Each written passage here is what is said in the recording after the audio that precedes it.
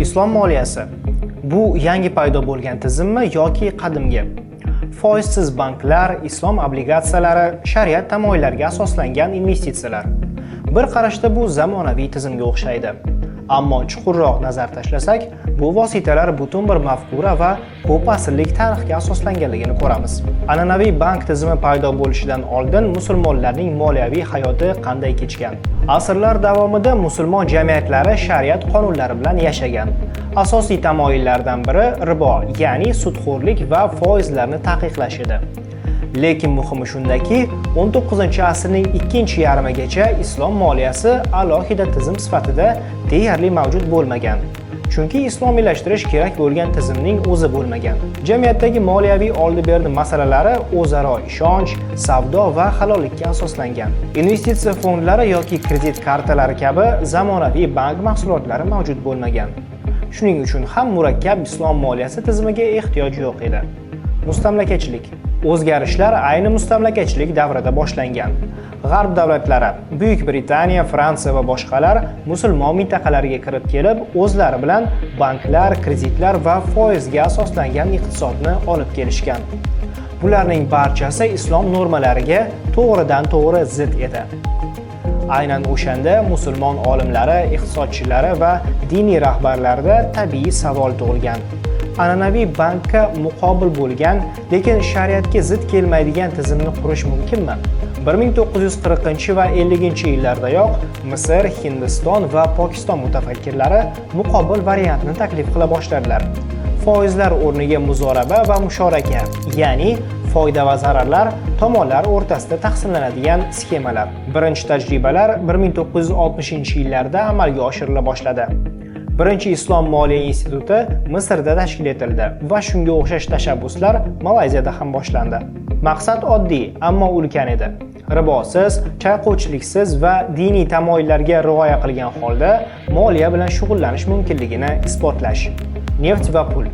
Keyingi bosqich 1970-yillar edi. Neft inqirozidan so'ng Fors ko'rfazi mamlakatlari tez suratlar bilan boyib ketdi. Ularning byudjetlariga milliardlab dollarlar tushdi. Shu bilan birga diniy kayfiyat va o'zlarining mustaqil moliyaviy tizimiga ehtiyoj kuchaydi. 1975-yilda Saudiya Arabistonida Islom taraqqiyot banki tashkil etildi va 1979-yilda Dubay Islom banki paydo bo'ldi. Ular endi shariat qonunlari asosida ishlaydigan, aniq arxitektura, shartnomalar va mahsulotlarga ega bo'lgan to'laqonli muassasalar edi. Mablag'lar qurilish, infratuzilma va real sektorga yo'naltirildi. Chunki islom moliyasi spekulyatsiya, ya'ni chayqovchilikni taqiqlaydi va pulning real iqtisodiyot uchun ishlashini talab qiladi. Global bozorga kirish. Islomiy moliyalashtirish dastlab musulmonlar ko'pchilikni tashkil qiladigan mamlakatlarda, Yaqin Sharq va Janubi-Sharqiy Osiyoda rivojlandi.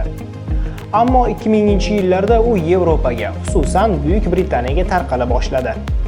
Londonda shariatga mos banklar paydo bo'ldi va islom obligatsiyalari, ya'ni sukuk chiqarila boshlandi. Ushbu qimmatli qog'ozlar real aktivlar bilan ta'minlangan va shariat qonunlariga muvofiq keladi.